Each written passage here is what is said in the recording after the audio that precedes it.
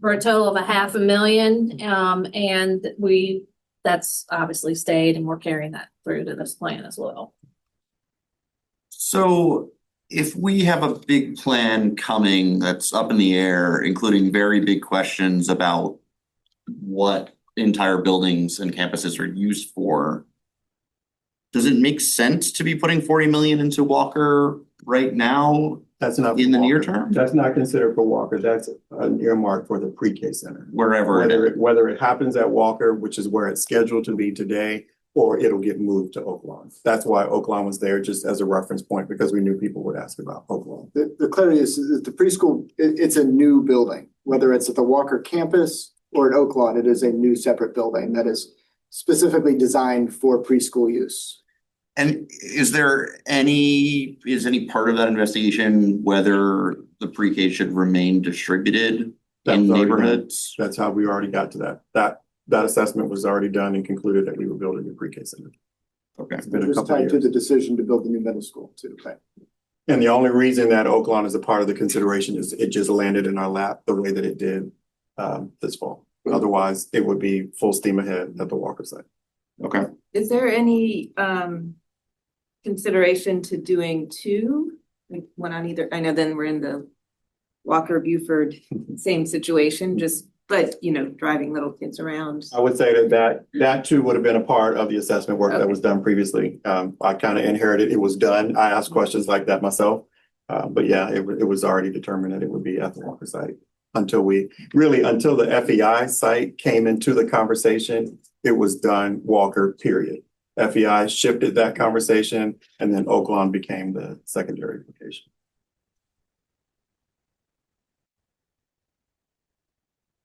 Next, please. So facilities capital projects, there is one new addition here. The McGuffey roof does need to be replaced. We currently put that in as a placeholder in FY30. In addition, as I mentioned, there is a commitment from the city manager. Additional funds have been added for the HVAC replacement. So that puts us at about $4 million in facilities projects for 27 and just over 26 million for the 5 years.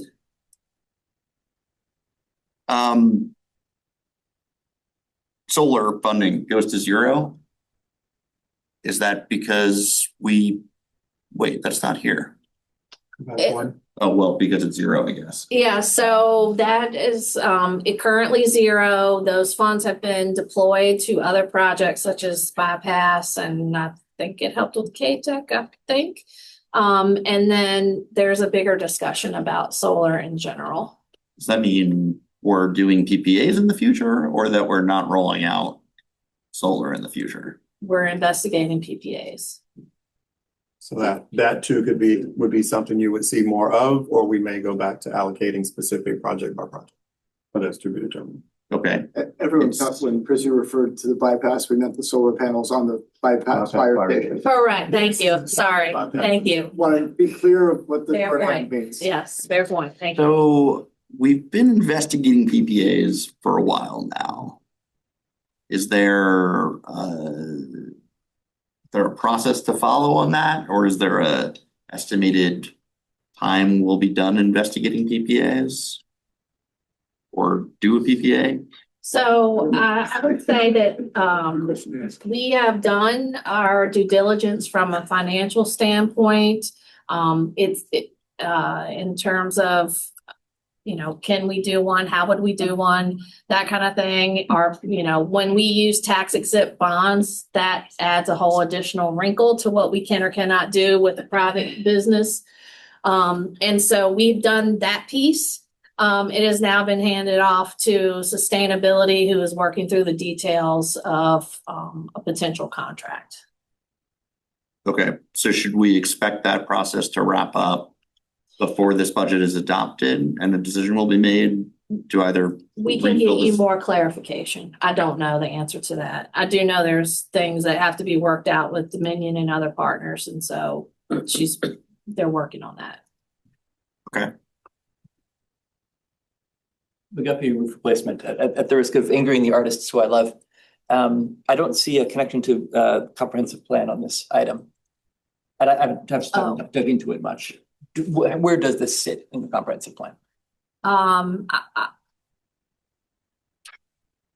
I was looking at my two planners. infrastructure, I mean, broadly, it's a city facility, right? So it lives in the world of maintaining city facilities. The roof needs to be replaced one way or the other, and whoever we put within the building, it's our building to maintain. So I think what Lyle's maybe driving at is, we're renting this building for $30,000 a year. If we have to replace the roof for 1.2 million, it'll take 40 years to recoup just the roof cost in our rent. We have a 5-year lease that was signed in 2023.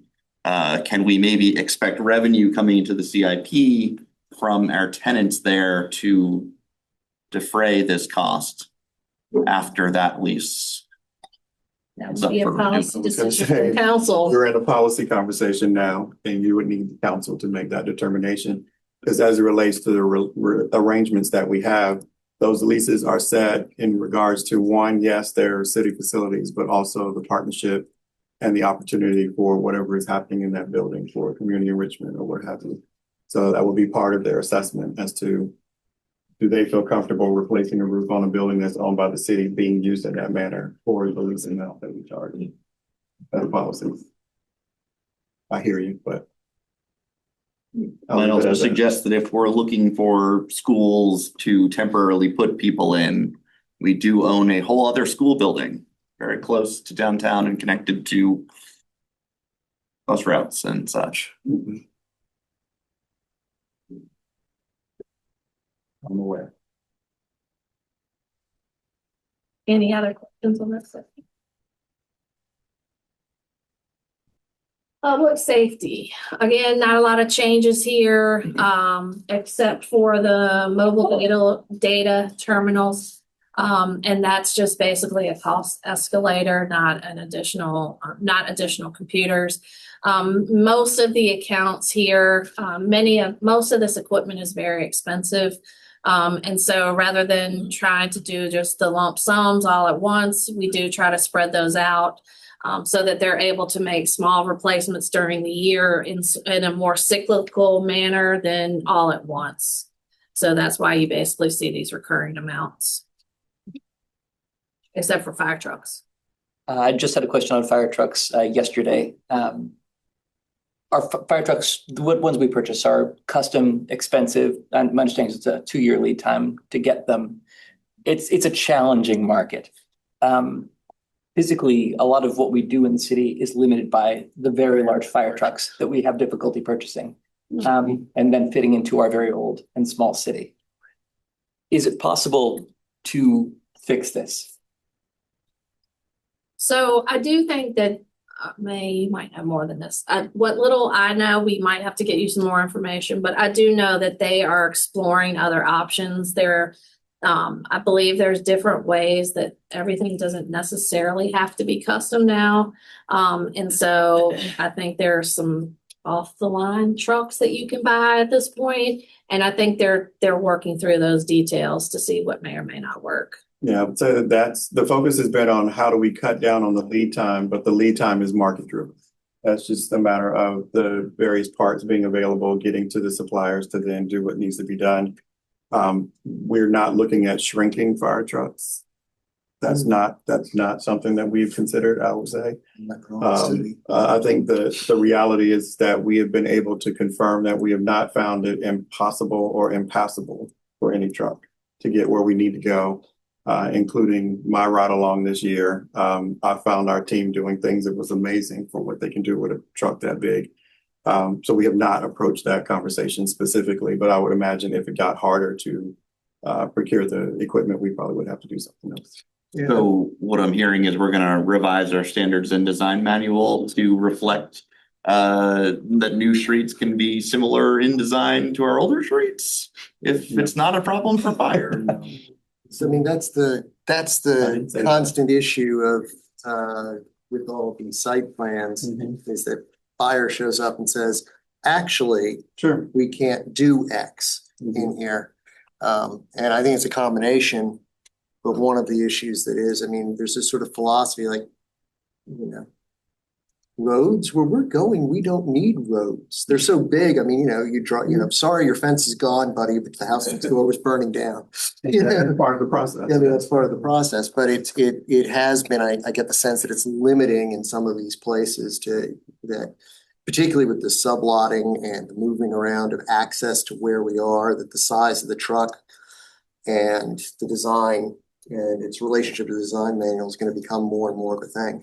Not to be in the weeds from somewhere else. Yeah, I wouldn't disagree that it won't get harder based on decisions that we're making and when we see our landscape change. I'm just saying at this moment, for this particular 3-year window where you see the purchase of an apparatus, no, that's my answer.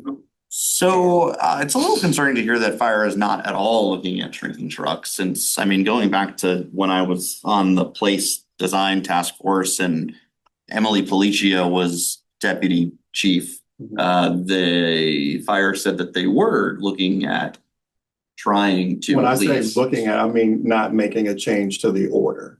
I mean, are they considering it? I'm sure they are at this moment because I've complained about how much trucks cost and how long it takes to get them. So I wouldn't say that it hasn't occurred to them, that they may need to come up with something at some point. But I'm just saying what's on the list to be acquired at this time is a normal size. Yes. Do we know specifically like which type of trucks some is FY27 and FY29? Whatever, there's no change, so whatever we've been ordering, I'd have to find that out for you, but I'm not aware of any change in model or brand. Okay, well, I mean more, is it a ladder or an engine? Yeah. or- We can Probably find be a out. ladder truck. I would imagine, but we can confirm that. Um. oh, sorry. I'm not gonna change the section. Anything else on this section? Okay. Everybody's favorite slide. Transportation and access. Just over $11 million for 27, just under 51 million over the 5 years. Again, there's a substantially no change except for to add the 5th year in this section. Except for the ones that are highlighted, you will notice a pretty sizable increase in the new sidewalks. And in your packet, we did provide you with a list of the plan for the sidewalks and the tiers of those to be replaced using those funds. The CAT transit bus replacement plan, this is just their normal replacement plan. These are revised costs of just the regular to replace their regular fleet now. No changes in terms of EV or otherwise at this point. The ITS, I believe, was just a slight increase. And then the right-of-way appurtenance was an increase. I think that was previously funded at 100,000 and that got bumped to 150. And then the historic the historic dollars in total, I think went up slightly, but the timing basically changed to move that up to 27. And then we added the Dominion pole remediation. That was an add this year, and that is to help purchase right away to get the poles out of the way for more accessibility. You said it's right away. That's not actually moving the poles. Did I misspeak? No, That's it should be, I'm sorry, who was speaking? Carl. Yeah, Carl. Mhm. No, it's mostly to purchase right away because Dominion's actually, they were the ones who moved the poles themselves. Good. Because my next question was going to be how many poles can you move for 100,000? I guess that doesn't apply. So, okay. Yeah. Thank you. So they do it at no cost, but they won't buy the right of way? Right. And these are for their ADA violations? Or are these non-violating? You were going into an area that we could spend hours talking about and not get to a finish point. Fair enough. And I would add that we would need to own, it's a co-owned ADA violation. If we allow it to happen. I mean, some of these poles date to 1927. As does our franchise agreement that allows them to exist, which does not expire. Well, and some of that agreement isn't ours. It was Albemarle County's and we bought South Belmont. We pulled in South Belmont from that too. It's makes for interesting title work. So sidewalk repair, I assume that this is about capacity at the moment. Yes. That not it just literally getting enough bodies and contractors to be able to do this work. For being able to do that particular work, because that team is also working on the sidewalks, the new sidewalks as Right. well, and in addition to contractors or whatever. Right. This is our new in-house concrete team. They've already been working. Yeah. Some of this is tied to them, I wouldn't say all of it. Yeah, it's not, wouldn't say that's all of it, and that team is still largely Being formed. forming. We just had another member join the city on Monday. So I had not noticed that sidewalk repair was zeroed out this fiscal year between when we saw it and approval. It's not on this slide, but it's for the current fiscal year. Was that because there was so much? I think there was a big Yeah, balance. balance. Yeah, of 1.5 million. Right. Which we managed to spend 1.2 of. And that was the capacity problem that allowed us to accumulate 1.5 million. We couldn't spend it fast enough. That's correct. We just couldn't get it done. Yeah. We had version infrastructure dollars for sidewalks. Yeah. Okay. That was in addition to, actually. Yeah. More plan questions. Go ahead. Citywide transportation plan and three-notch trail plan. Where do those live? Citywide transportation plan was funded via surplus dollars that was voted on in, I don't know, like a month ago. And Three Notch Trail, I'm not sure that I've seen any cost estimate or anything. I haven't seen anything about where Three Notch Trail, where the county is on Three Notch Trail. They have a raise grant, but that only goes to the city line. Right. We don't have a planned scope for Three Notch Trail in the city yet. So, I guess to bicycle infrastructure, we got an email this afternoon saying, what's with $100,000? I recall a conversation recently that actually addressed exactly this point, that we are going to conspire with the reworking on the work that's slated for Cherry and West Main. And this really is about, it's not necessarily new bicycle, it's accommodating pretty proper bicycle infrastructure in those areas amongst other things. Do I have that right? That we're planning on that? What, after the rebuild of West Main and Cherry? Yeah, that as long as we're in there milling and paving things, we're gonna be striping. Ben, can I ask you to speak to that? Yeah, sure. We're coordinating with utilities and with public service on their repaving plans for Cherry and Elliott and for West Main going forward over this winter. Because there was some concern that we were essentially being kind of cheap about it, but really most of this is improvements that is in conjunction with much larger dollar projects. We're just tailing. Yeah, so the improvements in those corridors, we would want to add on to the existing work that's already going to happen there. The funding that you're looking at in the bicycle infrastructure fund, part of the reason that that's not going up is we have a current balance that we're spending down on projects like Fifth Street, and we're also looking at Rose Hill Drive as part of that repaving. We might need to have some additional funds from our bike infrastructure to make sure that some of those improvements get done as well. So there's $1 million in the balance. How much will be spent on Fish Street and Rose Hill? Fifth Street, right now, we have a cost estimate that's about $600,000. We're hoping to work that down with using in-house crews and identifying some cheaper materials than what the VDOT consultants originally gave to us. Rose Hill, we aren't quite sure yet because we're currently scoping that, or at least the planning phase of that right now. We should have a better idea probably in March. So, I mean, it seems to me that we are potentially funding constrained in the next fiscal year, given what will be used on those two plans. If we also want to do studies, including apparently significant community engagement for West Main and Cherry, which both, depending on the exact timelines of those, may have to begin within the next fiscal year. We're looking at West Main it's starting in FY26 for the utilities project, but we don't actually know when the endpoint of that is going to be. They're currently working through what the designs would be for that.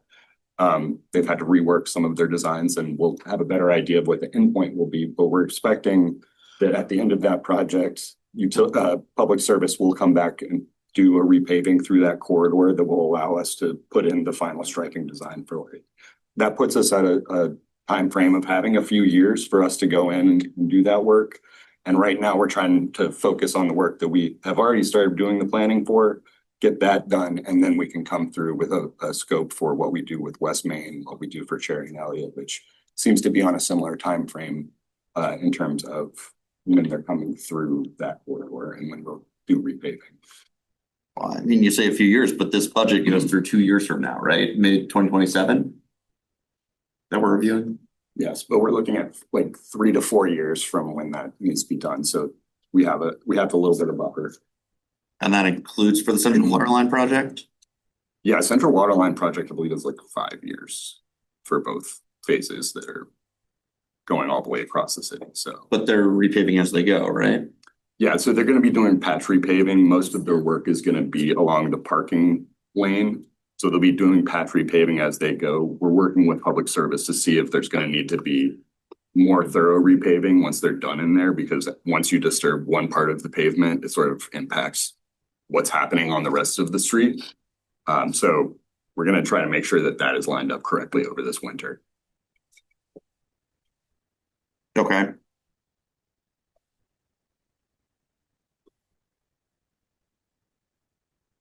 So. Yeah, I get there are other priorities and there were a few years out from the first phases of these being done. But you're saying there's no chance of any planning work starting prior to July 2027? I don't have that in my work plan right now to complete by then. No. Okay. So on the bicycle infrastructure line item, we were funding this at $200,000 from at least fiscal year 16, maybe earlier. That's as far back as I go, to fiscal year 2020. If you adjust for inflation, that's $275,000 a year. That was accruing a balance because historically we were unable to spend any money. Now it sounds like we're going to be able to spend more than $700,000 this year. These are bondable funds that we don't issue until we need them. It seems to me that it would be appropriate to resume funding that at least $200,000, if not an inflation adjusted $275,000, so that we can begin to build up a balance in that fund for more of these larger, corridor reconfiguration projects like we're doing on Fish Street and hopefully one day in the not too distant future on Cherry and on West Main. We've got East High eventually coming. We've got Ivy. We've got a number of other corridors that need work, right? It seems to me that, based on what council says our priorities are and what our comprehensive plan priorities are, funding this at a third of the level we were 10 years ago seems not to be in line with those priorities. Is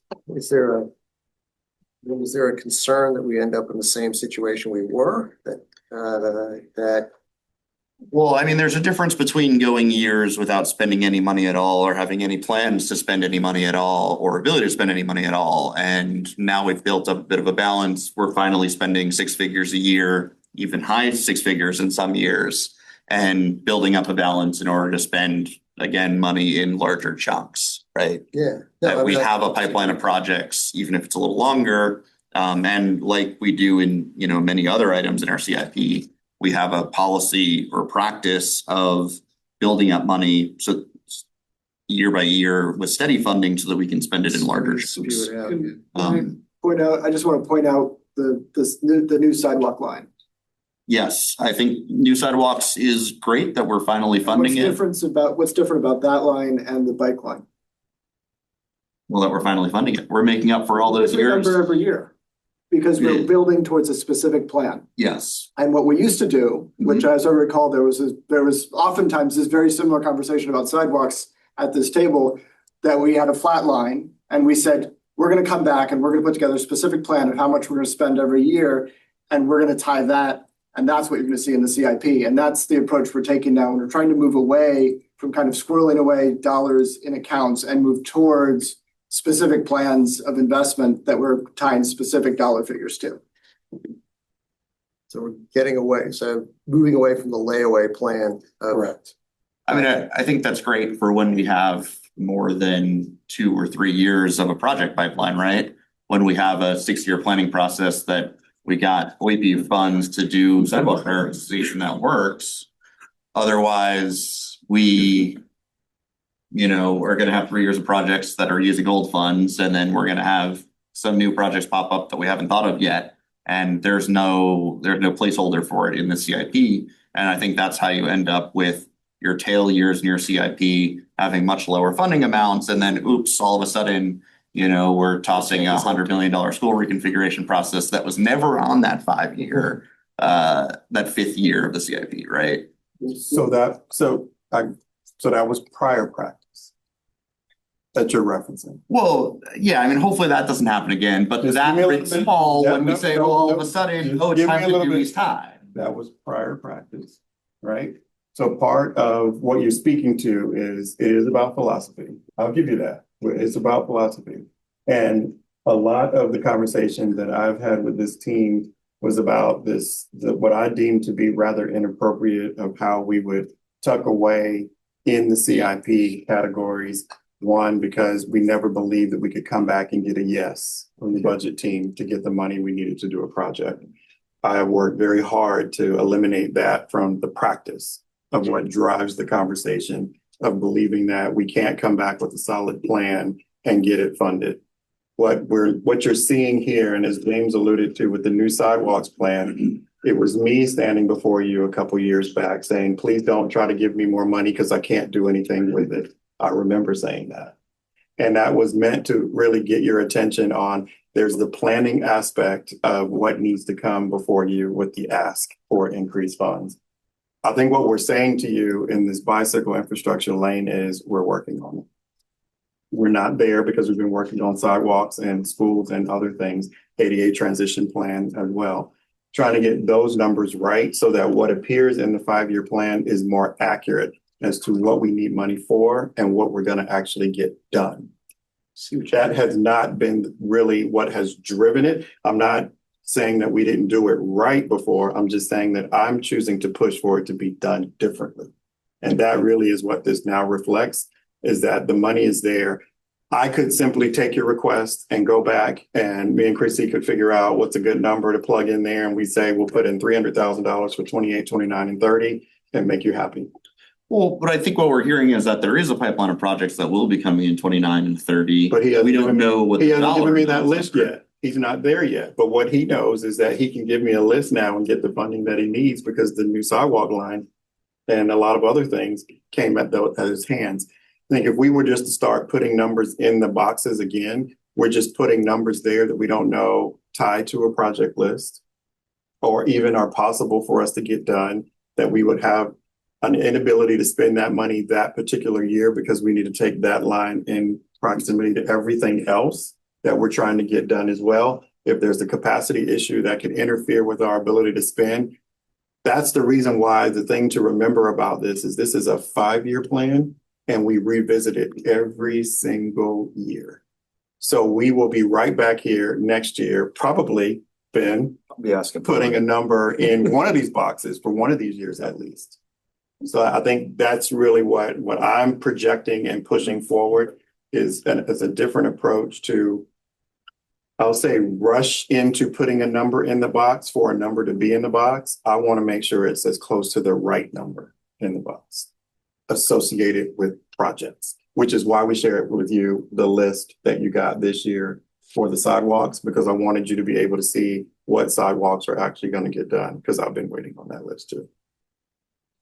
Yeah, I think Does so. that help? Does that help? I mean, It's philosophy. I agree. I think it's great to have the funding numbers be tied to specific projects and our best estimate of them that we can get now.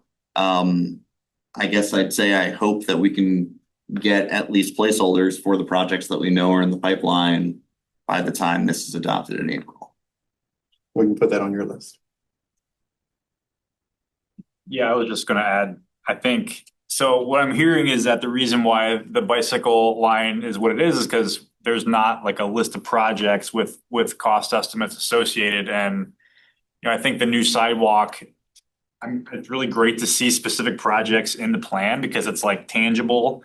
And I hope that we can get there with bike facilities as well, And I have no doubt that we will. Yeah, hopefully next year we're looking at a list of like, here's what we're gonna do with this bike money. Yeah. Yeah, I was gonna mention what Commissioner Yoder just added. We've received a number of emails just from people in the community who are like, $100,000 for bikes, what? Like, there's a lot of sort of head scratching, like, it doesn't seem like the budget lines up with sort of value systems. And so I think a lot of this is the optics, and I feel like the budget is what the community, it's a way to sort of it's tangible reflection of where our priorities are. And I don't know if there's a new color shading to sort of highlight these are their future plans, these may change. Like, I wonder if you can color out cells saying this is pending, comprehensive studies for bike ped, just something to sort of I get that. allow people that this isn't the best you think we should do. Well, I think what I also want to just point out, and I think what I'm hearing is that we probably need to spend a little time just identifying where else is there bicycle infrastructure recurring that's not related to that particular line.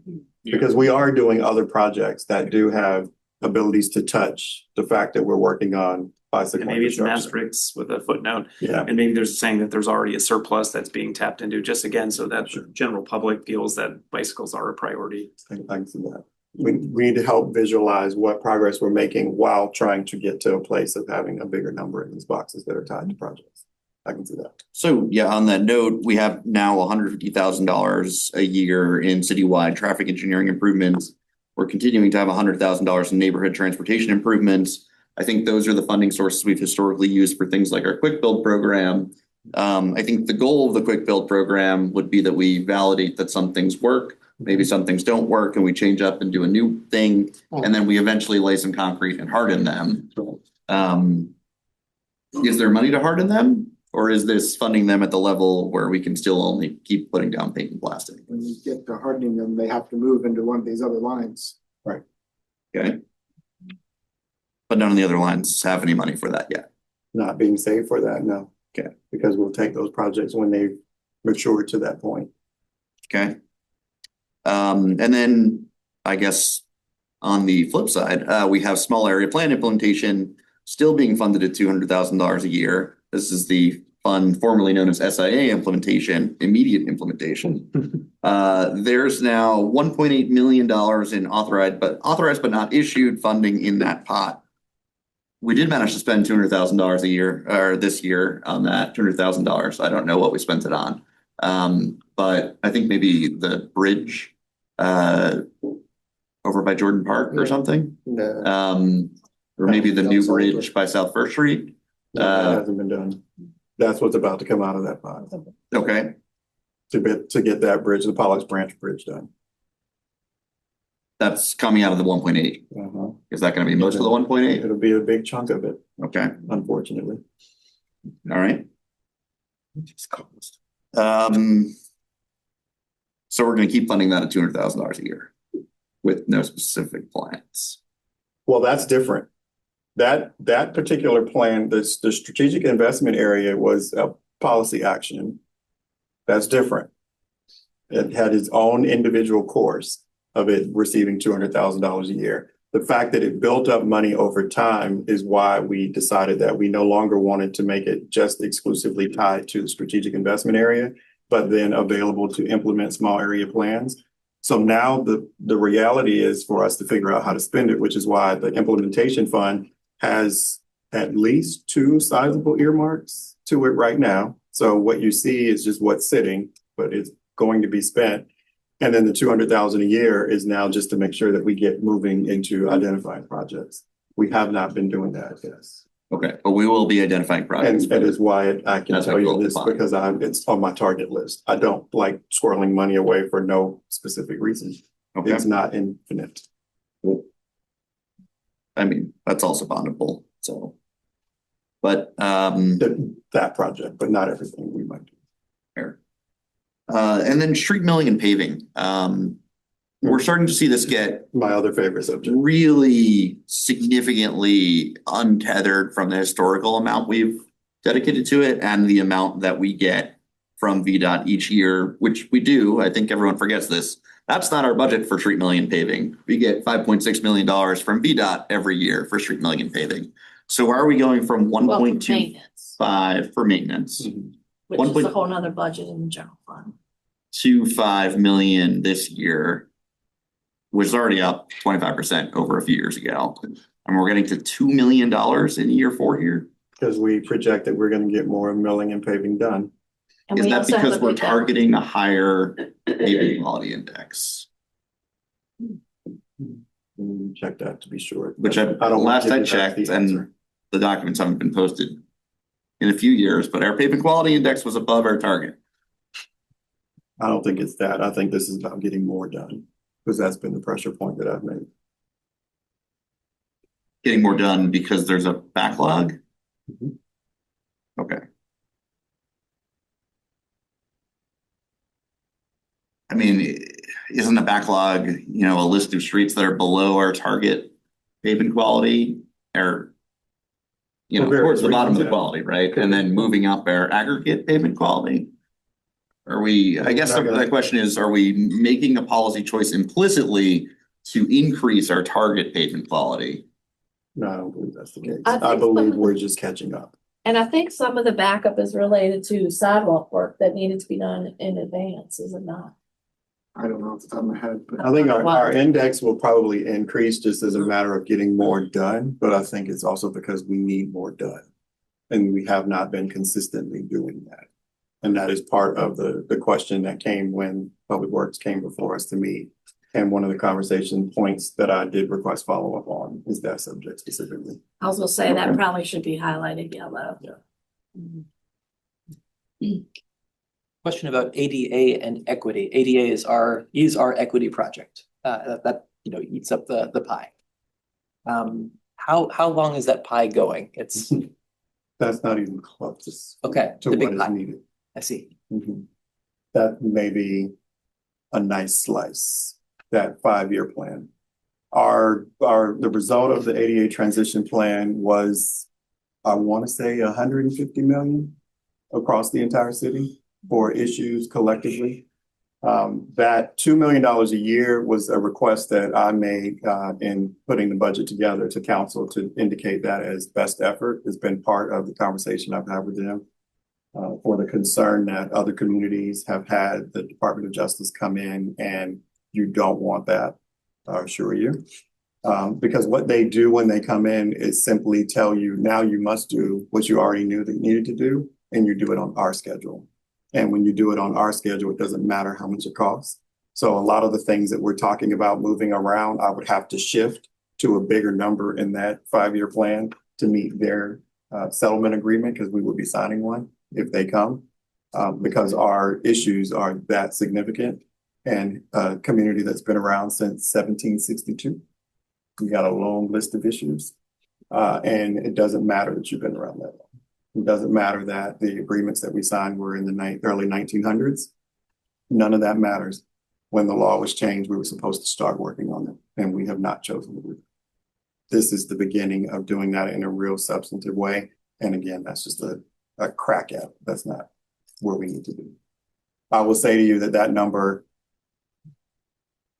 keep your head intact, but that number could double, triple even, depending on amount of work we might choose to do as we get into some of the more complicated projects for the volume of what we know that the problem is, the scope of the problem. Did the larger study sort of have a prioritization list associated with it? Yeah, I mean, what we have here, part of what I was looking for was an ability to indicate that if we were to allocate $2 million, I know you're thinking that's contradictory to what I said, but I knew that was going to have a $150 million situation. So $2 million a year, I got the plan covered. But I think what we knew coming out of that scenario was we were going to have to figure out what our capacity needs were going to have to be to do more. Part of the first year was to shift funds to Parks and Recreation and have them prioritize their projects that are barrier removal and access focused. And they then check the ADA box as well as the Park Master Plan box. It's to give us time so that we can then figure out more of what we can do and what additional resources we need. the size of the ADA bucket in terms of our overall equity spend makes me worry that there's other buckets that we're not spending on. Is that true? Well, I would say that that's not equity alone. Our globally, the local government's work is supposed to be just conscious of equity improvements. And because we have such a wide variety of things that appears in our CIP and in our budget for where we're spending money, I would argue that we are checking that equity box in significant ways. Can we be a little bit more intentional and really get to some of the more harder to serve areas of our population, of our neighborhoods? Absolutely. I think that's part of where we get to prioritize more work in the transition plan to make sure that we go into areas that are, the last ones that we might visit under normal circumstances. It's part of the test for the paving and milling scenario. Part of my question to the team will be, how do we know that we need to go there? I know it's on the list, but why do we have to go in that order? Why can't we go in this order instead? And they don't really like when I do that, but that's okay. That's part of my job too. So I think from an equity standpoint, it is about the intentional work of making sure that we're not leaving anyone or any part of the community behind. So I think a global look at this, I would say that we're checking most of our boxes. We could probably be checking some a little bit better. The Dominion pole remediation, identifying that and acknowledging that with money being earmarked for pole removal is actually being a little more conscious of the problem that we knew existed.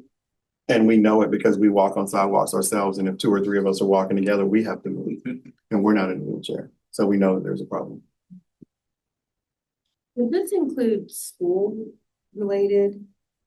For ADA? Yeah. Yes, it did include part of school assessments. Mhm. I got a question on the CAT transit bus replacement. Is that, I know there's a couple different types of buses that are currently operating. There's the kind of regular transit bus and then the smaller vehicles. I'm curious, are we purchasing more transit buses or are we kind of going in the direction of the smaller vehicles? We're buying buses. We buy the smaller vehicles are usually for field trips and special activities. Our transit department has a responsibility to do special needs transport as well. So we wouldn't use a big bus for that reason. Okay. Got it. And I saw in the kind of right up here that some of the buses may be alternatively fueled vehicles. And I know I've read that there's been some pretty major disruption in the kind of the bus manufacturing world, and battery electric buses have had a lot of significant issues.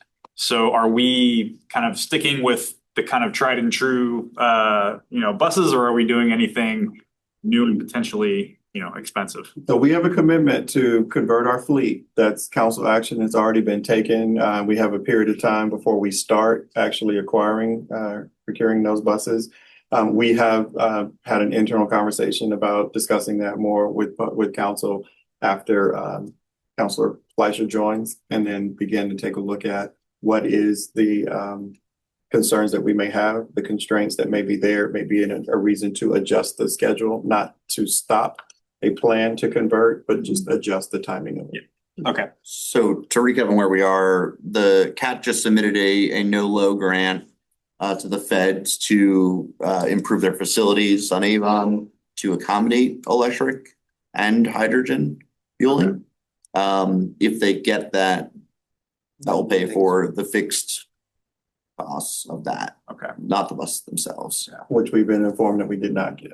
Okay. Oh, well, there you go. And they council committed to both battery electric and hydrogen. So now that's the basis of why the conversation has to come back to the front. Just to clarify, the council commitment was to pilot, to try both of those and then make a decision. Right. That's correct, right? Yes. Right. It's not a commitment to do both. It's a commitment to try both. But we do have to have facilities to repair both in order to do that. Right? And fuel both. All of that. Right? All of So that. So that would mean a purchase of vehicles, or we'd have some sort of lease arrangement for those. I think it's everything is purchased, but I mean, because presumably we're going to ditch either electric or hydrogen, or maybe we'll do both, but. At some point we'll make a decision and we'll say, this is the technology that we're going to move forward with, and that'll be what'll be the purchases going forward. And that was the reason wear for out the pilot. one hydrogen or one electric bus and just run it until it dies. Well, they have a lifespan. And is CAT now submitting for Smart Scale for the same grant or with same improvements as there are no low? There's a plan B and a plan C. So we'll. Yeah, we're not done. It was just one, it was one decline. But those are happening now in this fiscal year. Gotta keep looking. Best money is other people's money. Did you know Wanted to that? make sure everyone was aware since we never, like, all that stuff didn't go down, so. We keep going. I was gonna switch topics to a different line, I have but one more on this one then. yeah, go for it. I love copper. I think copper works. Copper, you connect the thing, it works. It's great technology. It's cheap. It works. If we were to step back and rethink, could we consider copper wire as an option? Or In motion charging, is that what you're going for? Motion charging, yeah. Trolley buses. Trolley buses. That wasn't It's really cheaper, explored it as part works. of our study. It was described based on aesthetic concerns. I love aesthetics. I'm Mr. Aesthetics, clearly. Sorry. But copper works. Harsh. I don't know. We'll have to dig into that. Not since I've been here. So for the past 4 years, no. It was not part of the conversation, but I don't know where it was prior to that. Remember all those old photos of they're ripping up the trolley tracks? Oops. And then the historic district and entrance corridor, I think that was design that got cut off. Is that like are we getting an updated design guidelines for $150,000 Right. next fiscal year? The historic district and entrance corridor design line, we're getting like a new guidebook or an updated guidebook for historic districts and entrance corridors. So we are working to scope that study right now. Yeah. But the goal is to evaluate the guidelines Yeah. and see where updates would be appropriate. Okay.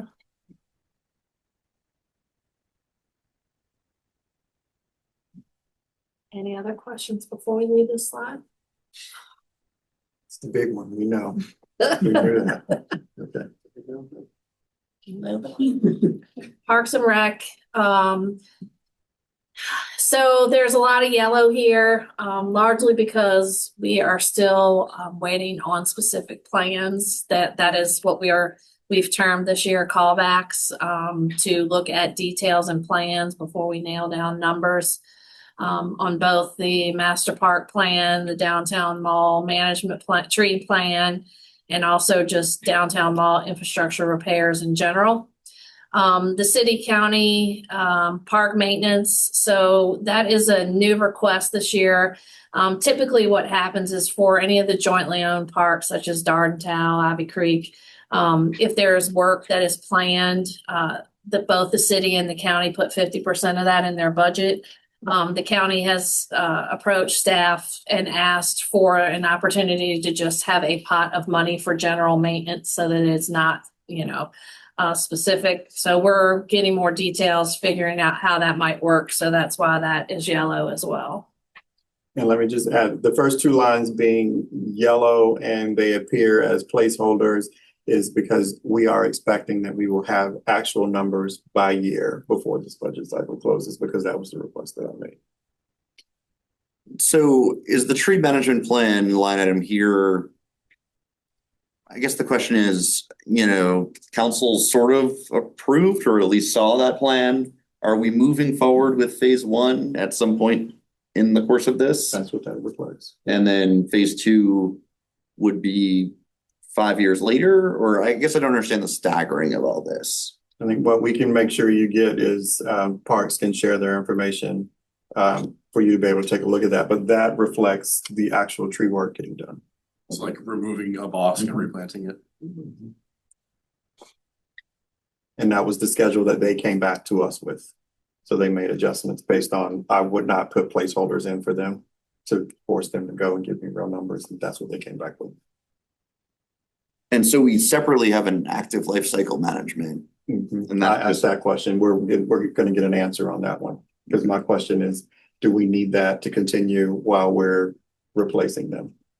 Or do we then get to move that somewhere else temporarily? The notion on that line is it's supposed to be responsive to large dead limbs and dead trees and stuff like that, which present a hazard. So it's kind of an operational almost in its sense. And then Parks Master Plan implementation, we adopted a Parks Master Plan, part of the comp plan now. Yes, Costs a lot of money, yes. a lot more than 2.5 million. Mhm. A lot of the results of the plan came back as maintenance driven. So there are a number of things that I would imagine that the first couple of years are going to be probably lower than what you see in the out years. So that we can focus on the maintenance activities first, because there's probably a bigger bang that the public can actually appreciate if we focus there and then get to bigger projects, which is why they're going to come back to me with more. Okay. But there'll be bigger numbers, I would imagine, across all 5 years. Okay. And then the master plan is sort of split into stuff with parks and then this, at least budget wise, the stuff happening with parks and then this like huge new paved trail network, which sort of complements our other sort of on street, I guess, bike ped facilities. Is this reflective? I mean, I'm noting that the Parkland and Trails acquisition and development is unchanged. Is this basically putting the shared use path network on hold? No, I think that's a good question. I think part of what the master plan is, it also includes trails. So I would imagine that they would either include those numbers in the Parks Master Plan implementation line, or they may ask us to change the trails line if they can identify what acquisition work could be done and or what improvement work could be done. That's a question for part of that follow-up that we have. Okay. Yeah, I know there's external grants to, tap others that they can leverage, so they might need money allocated so that they can say they have much for those. One of the changes that is occurring with the trails management is we're shifting some responsibilities to the capital division within Public Works as well. So there's some coordination that needs to happen between the two before I would imagine those numbers going dramatically different, but there could be some adjustments.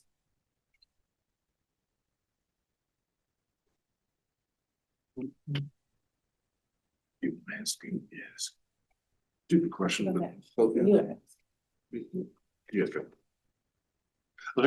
much, what do we get from the urban tree planting?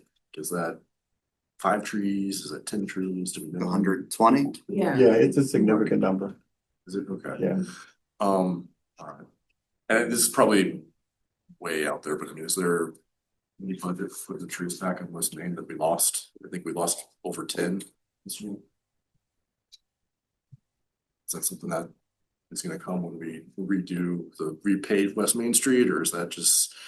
I wouldn't imagine it'd be part of repaving. I think part of the scenario has been the tenor of the conversation about the West Main redevelopment project itself. That's where the trees was anticipated being addressed.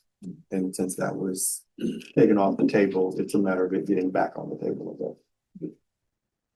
But planting in the interim, I think might be something to look at. I'm not 100% I think the trees on West Main are not gonna come back until after the utility project. to make sure that that gets done first. Are you saying that like the West Main streetscape could come back on the table? I didn't say that. I Or said, Well, Silva Cell plan? that's a political decision. Okay. You have your conversations with who you need to have those conversations with. I mean, I'm not saying that bad, I'm just don't know if we're getting another $30 million for that I from didn't say that. Smart Scale, because Correct. that's not gonna happen.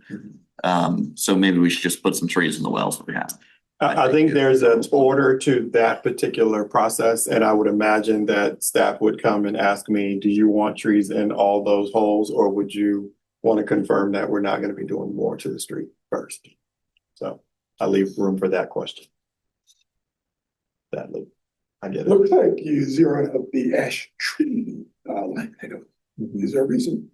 I think that was at their request. It was, I think, that was done last year as part of the plan, and we can follow up, but I think most of that work had been done, the immediate emergency work.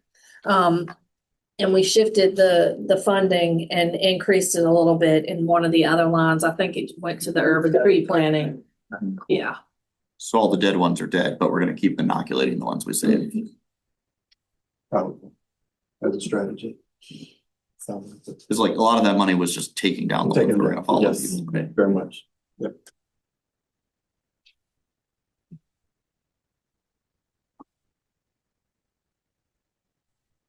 And affordable housing. No, changes to this section, except last year, during the CIP planning process, the Carlton Mobile Home Park was fairly new. All the final terms weren't, known at that time. And so the numbers here have been adjusted to reflect the final financing, that was received for that project. All right, so presumably, and from the book and the CIP, and I've got sideline. 3 years ago, navigating that and getting the data on that was really awkward.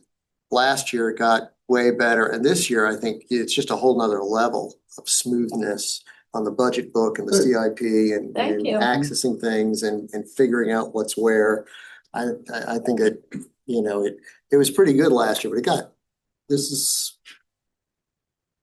upgraded platform is better. Which brings me to Carlton Mobile Home Park. We're paying principal and interest there at $19,000 a month, presumably. Is that 4 million going to be bonded to pay that ballooning loan off, or what's the 4 million in the 4 years out? It's a balloon. So the financing is set with a balloon payment. So we're basically paying interest in the 4 years that are here. There's been an interest payment and one principal payment in this current fiscal year, and the rest is just basically interest. It's not bondable. It's not our loan. That's where I was going. It's PHA's loan. And so it's not bondable for us. I guess my follow-on was that if we're doing something like that, presumably we're creating an entity in which the city has a piece of the action to even get close to that, but we're not. We're just gonna pay it. And so presumably that could also fall away in some sort of refinancing arrangement too. We're not having to pay off this. Essentially, that would be up to them. Do we have a performance agreement on that? There's a funding agreement. So, Okay. and then. With specifics on unit count and AMI, yes. And then on the SISREP, I noticed that we are taking a dive into the program itself, which I think is overdue. Well, okay.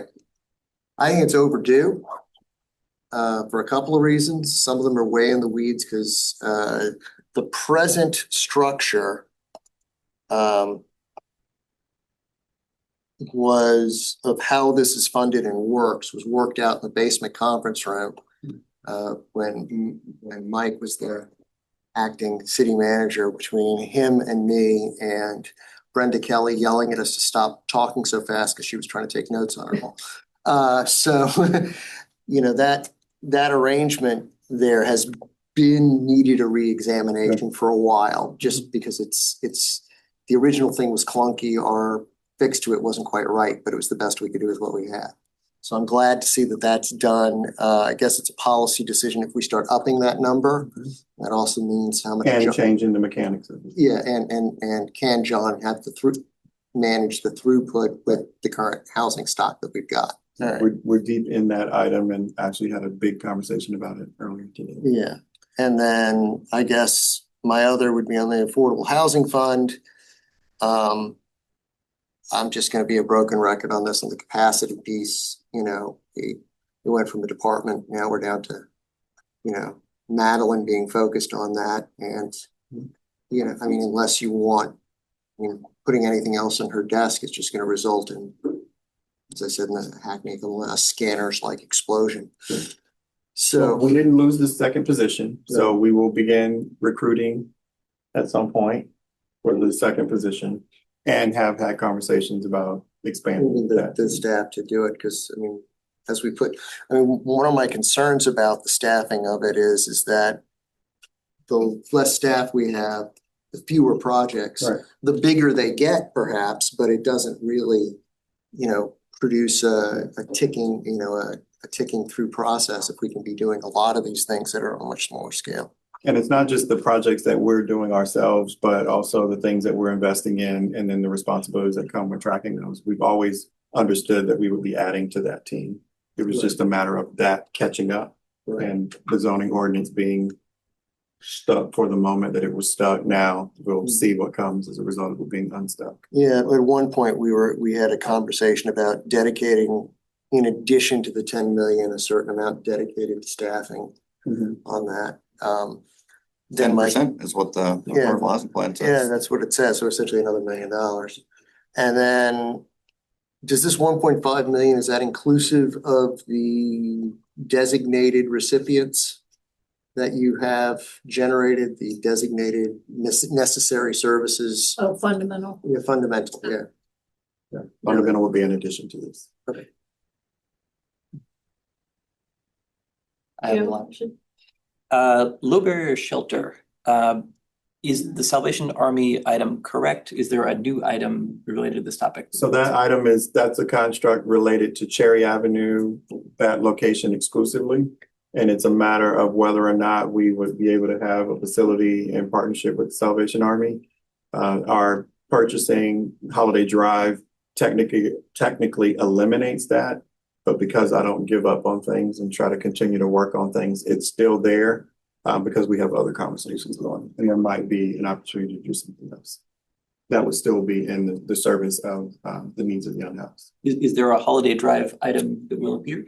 It will eventually, but we're not sure that we're going to need to do it out of CIP because the intention was that we would not pay into the improvements of the building because our philanthropic friends in the community had offered to step in if we were going to spend that much to acquire something. Exciting. Cool. So that's being negotiated. Land bank. We took all the money from the land bank. Did we put the money back in? Will we put the money back in? I don't remember. So I guess the land bank conversation has been moving. I think we're now looking at the revolving loan fund through the Economic Development Authority as a more viable option. What would happen is any funds that we had earmarked for the land bank could go to that to support that being bigger. But I think there's still, as far as I can appreciate, there's still a couple more questions and conversations to have to make that more viable as the option. And then that would be a question for the city to take a look at. I consider that more of a one-time cash injection versus planning that out in the CIP until we started doing some things. Did I hear that's a $500,000 total revolving loan fund? I didn't say At present, it is. I just hear things that happen at secret meetings that aren't broadcast. I didn't say a number. At present. I think the conversation being had is most important and the mechanics of the revolving loan fund and then the determination of what goes into it as a cash contribution would be happily entertained taking that to council. Okay. We may recall that the University of Virginia bought some property and is leasing it for affordable housing. And we talked about possibly us doing a model similar to that, where we use bondable funds to purchase land and then lease it out for affordable housing so that we can use the credit card. Where are we on that idea? Buying property and leasing it, I'm not. Long-term lease for affordable housing. And UVA did this, you're saying? Yes. That's the structure of the 10th Street and Fontaine projects, their affordable housing projects, is that they own the land. They're going to lease it to these nonprofits. Essentially being their own house. And Lyle's saying if we purchase land, we can bond it. Which would be great for a land bank to act as a land trust in that environment, but it wasn't. I can think of some land we've bought we could do with. We do own a piece of land that is vacant and could be used in that manner, but we're not there yet. But further acquisitions, not in the cards at this moment, but I think it's because we are carrying quite a load already. So we're not seeing that yet. It's the next step. Thank you. Last one. The CAF. In theory, my understanding, generally, we wanted to have the CAF big and run projects through the CAF. We generally don't do that. But hey, FY31, look at all that space. Could we increase the CAF in FY31? It's unlikely that it'll stay that small. I agree. I think is what we know. I would say that is it possible to do it now would be to do it blindly. Yeah, I mean, at this point, I don't So- think, you know, Well, I think we got a capacity problem, you know, there's a lot to administer there. what we've discussed in the past is that specific projects tend to end up on this table, sort of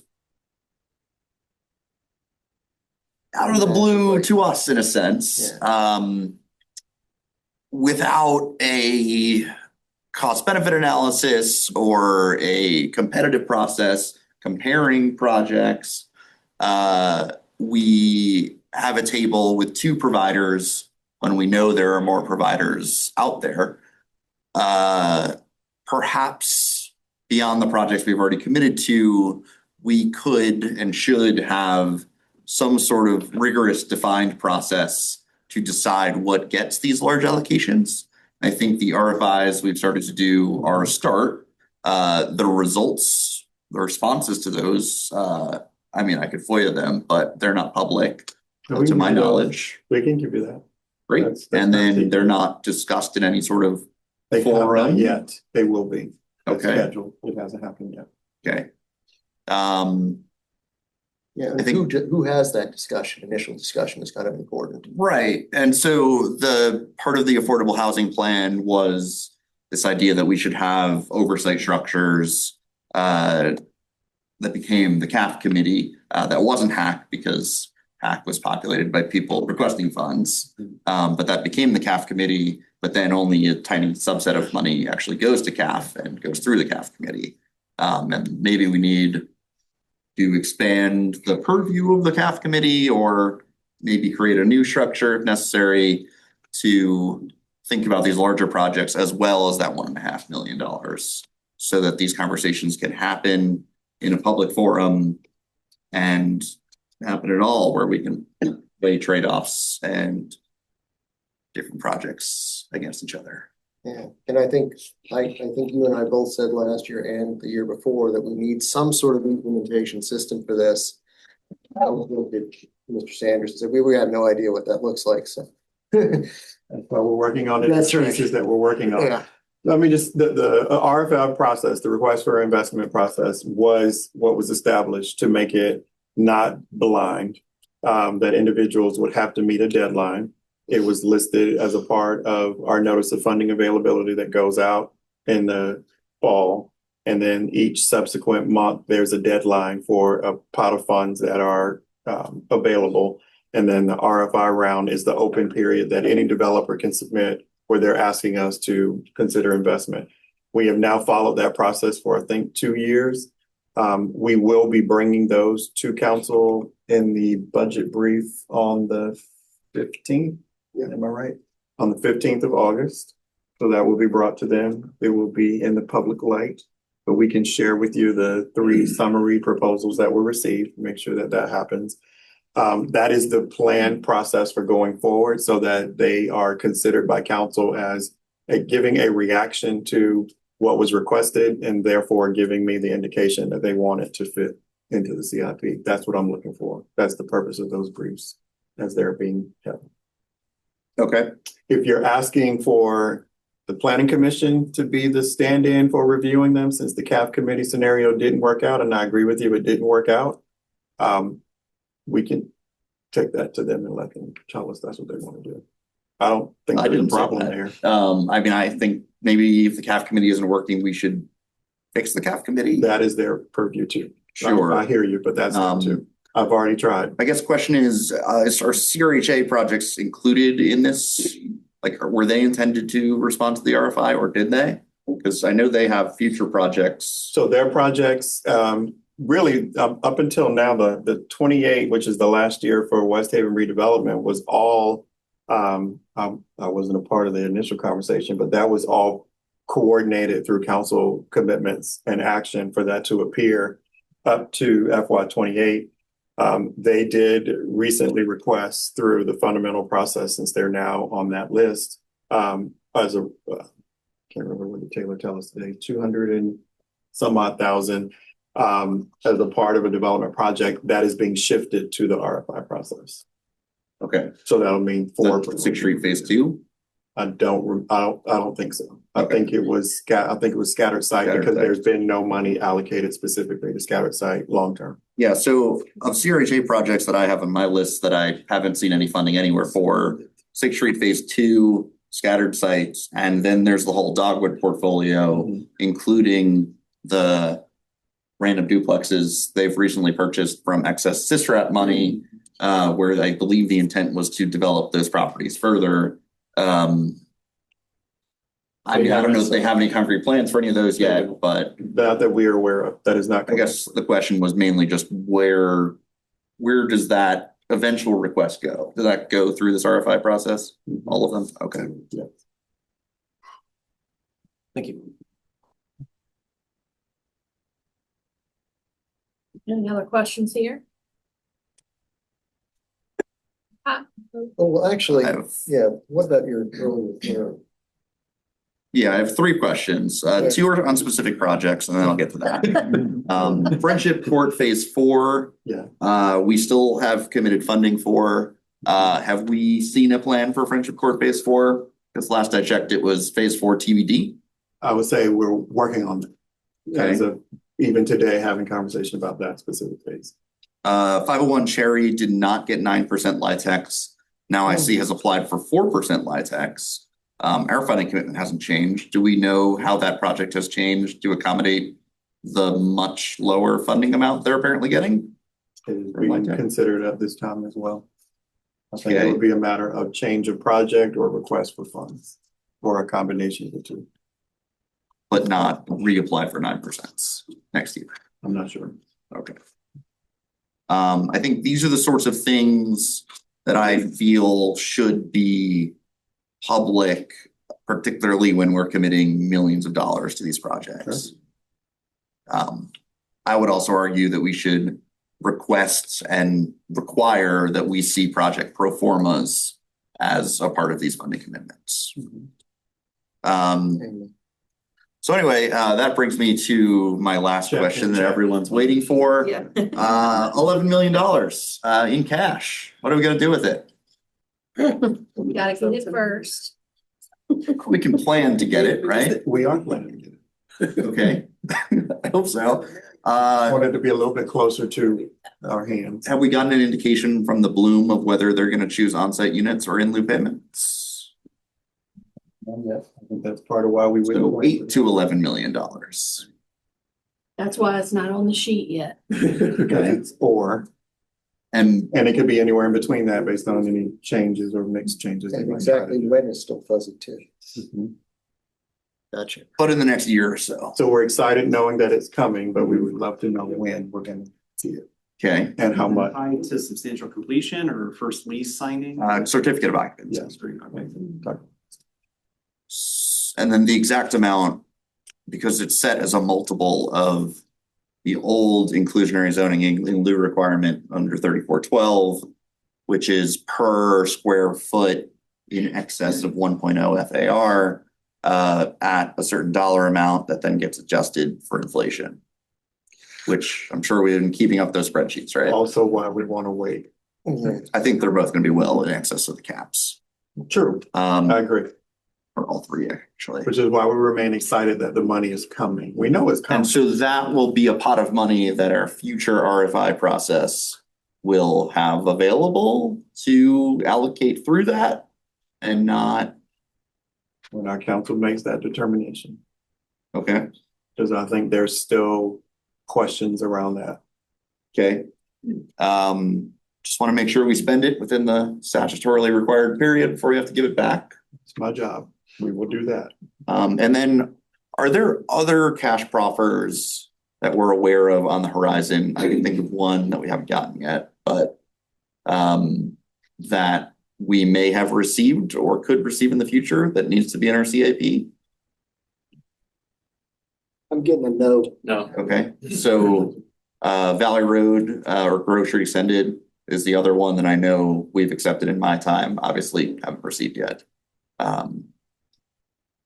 Just make sure we keep track of all of them. And then Thank you. spend the money before we have Put to those give it on back. my horizon now. I got it. Okay. That's not a big one, sorry, not $11 million. I need It's every like dollar I can 40,000. get.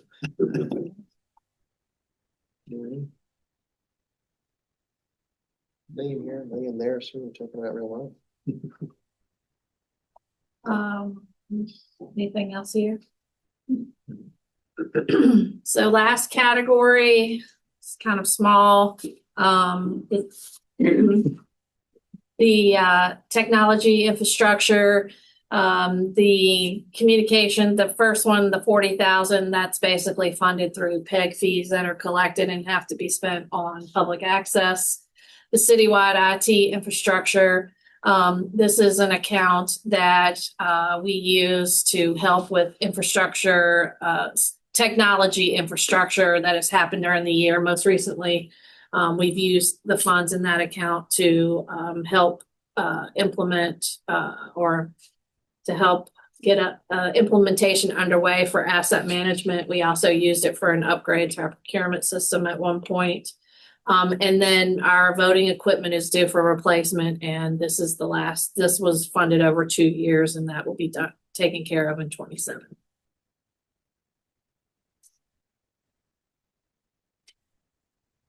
So what's next is, we've had the work session tonight. You all will have a joint public hearing with council on the 9th.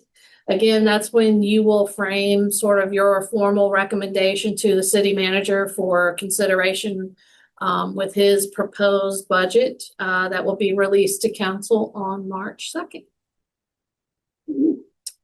And then finally, just you've already mentioned this, but just to let you know, we have the Budget Explorer tool. Part of that, if you scroll down, there is also a new CIP quarterly report. Do you want to talk about that at all?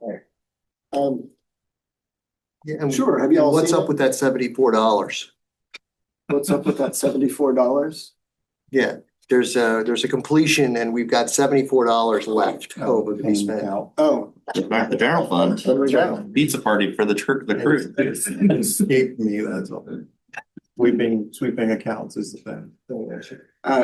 for those who haven't seen it, as was referenced, there's a CIP quarterly report. You'll see in there projects that are underway with updates as to what the status is of them. There's information about each project with pictures and so on. It's one of the reasons we're also moving away from lump sums to specific projects, because we can more readily report on specific projects, right? And so, I mean, this is intended to be a public asset really for folks to understand the work that's happening and the timeframe under which is happening. The document is highly sortable, navigable. So if you haven't seen it, please check it out. And I should note, we're building it out over time. It's the same staff that are actually managing these projects are responsible for providing those updates and getting more and more of them into the system. So we're trying with each quarter to get more projects into that system. And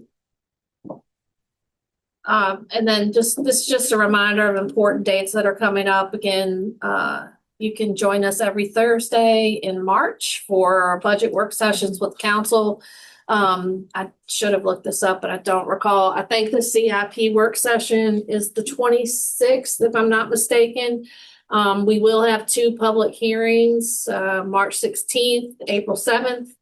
We're going to have a community budget forum on March 19th. And then council will formally adopt the budget on April 9th. There also will be a few city manager budget forums. There'll be more information coming out for that as well. And with that, that's it. Good job. Good job. Thanks.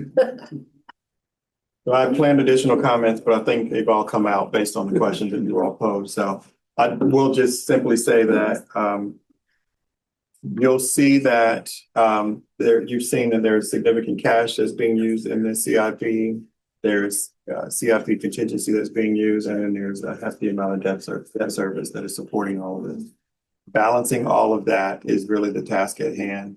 There's no desire to push back and hold off. It's really about just trying to make sure that our numbers are accurate, but the CIP is tight in a sense of what's in there should be in there for getting something done, not just to be sitting. Schwartz, may I make a quick comment? Yeah. Oh, you and I have worked together longer than anybody in the room. Yes, very long time. Way back to Jim Toler, and Jim Toler handing the thing of you to be the person that staffed the planning commission.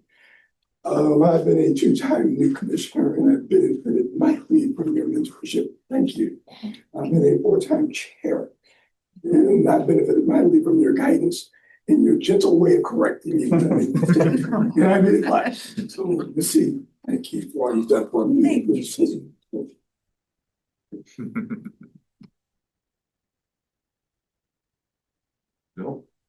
Well, I was gonna try to craft something about this being Carnegie Mellon's, Carnegie's birthday and libraries, and we didn't even mention the library. It's in there though. Yeah, I saw it, and we didn't discuss it at all.